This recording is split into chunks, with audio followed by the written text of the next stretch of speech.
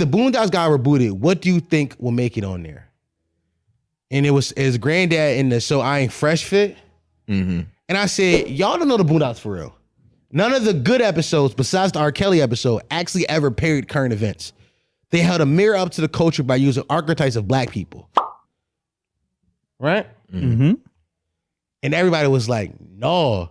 And started listing episodes. Mm-hmm. This episode. All those episodes y'all listed are from season 3 and 4. The bad seasons, in my opinion. Listen to what I said. Good episodes. Yeah. I specified good episodes. Y'all, how do I say this? The good episodes were season 1 and 2 because those episodes felt like they were actually, it was actually made for black people talk about things that happen in our community, that happen inside our community. Seasons 3 and 4 had the least involvement from the creator of the show. Aaron Magruder, he had nothing to do with season 4 at all. In season 3, he had wrote the least amount of episodes throughout the whole show's tenure at that point. So by those episodes where they do start parodying current events, the creator was barely involved at that point. That's not the Boondocks. That's a totally different product. That's a totally different thing. Now, some of y'all like that shit, which is why I say y'all should watch TikToks. Like, you just want microwave memes. You want microwave memes about things that happen. That's never what the Boondocks did good. The Boondocks did a great job at making us realize the problems in our community through satire and comedy, but it was never like Pretty Boy Flizzy. Y'all like the Pretty Boy Flizzy episode. I learned that. Y'all like smoking with cigarettes. Y'all like those episodes. Episodes that I watch now and I fall asleep on. Like, we're watching it right now on our Patreon, patreon.com/PartyMouth. We're watching it right now. Those last 3 episodes of season 1, there are no like current event parodies, but there is parody of archetypes of people inside the black community, right? Episode 12, they talk. It's a whole episode about granddad going to his friend's funeral. The parody is leveled, right? It's 2 old black men who fought in a war together who weren't treated fairly in the war. That's the thing that black people had to deal with. So it's that on top of that. And now we're talking about the 2 different kinds of black men. A guy and granddad who truly wanted to serve his country, and a guy and his friend who died was just there to get the money and the paycheck. It was more boisterous than other. Like, these are parodies, not Pretty Boy Flizzy. Go watch TikToks. So what? Go watch TikToks.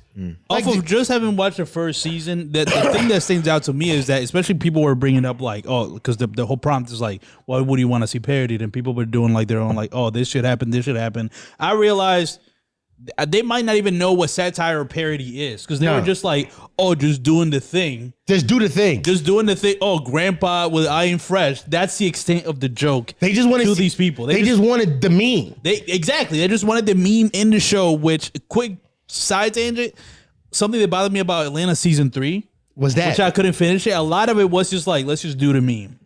And that was kind of cute for season 2, because that was like 2016, 2017. By 2020, 2021, it's like, yo, we're moved on. We don't want to see memes in our media anymore. That because it never translates well. It was only so my point is, like, of the episodes I've seen, all of season 1 of the Boondocks, they kind of take like something that's happening in culture and like create an actual storyline and point behind it, right? Like, they take that as a starting point and go from there and make points about it, rather than just like R. Kelly peed on girls. You got Riley being like, oh, but why didn't they move? Which is funny, and it's also a perspective that a lot of people really did feel, and it's commenting on how people felt that way. It's doing a lot more than just showing R. Kelly peeing somebody and people running away. It's more than just the fucking meme. Yeah. Like, see, episode 13 is a whole parody, not a parody, but a homage to the Spike Lee movie. What's the name? Can y'all Google Spike Lee joints? Do the Right Thing. Do the Right Thing. Yeah. Right? It's that one. It's a homage to that one. It's a hot summer day. But the flip on it is that, like, yo, it's February and it shouldn't be this hot. That's the flip. Also, there is a social commentary about capitalism inside the show. About jazz. Like, y'all just want the meme. Like when I said the good episodes, I'm sorry to cut you off. When I said the good episodes, these the episodes I was talking about. I'm not ever, when I'm talking about the Boondocks, I'm never referring to Pretty Boy Flizzy episodes. I'm not referring to season 3 and 4 because the creator of the show had less to do with it. That's not his vision. His vision was seasons 1 and 2. Thugnificent is a parody of street rappers, right? It's a parody of street rappers from the South, but it isn't just like insert rapper here, let's make fun of him. It's an amalgamation of a bunch of people from the community and a bunch of people from hip hop morphed into one person to tell a larger narrative, tell a larger story, not just ain't I fresh. Mm-hmm. But it's why I didn't argue back on Twitter. In the community, they'll fight back. How am I supposed to fight back against niggas who are stupid? Like that's what I was about to get to. Niggas are just stupid. This is seasons 3 and 4 of the Boondocks is kind of like why Dave Chappelle was like, I'm not doing the Chappelle show anymore. Yeah. Which brings me to the point of black people in general don't do well with satire. No, they don't get it. I think that's the problem there is that like the Boondocks starts off as, you know, let's add some comedy into while we hold this mirror up into the ridiculousness that can be black culture.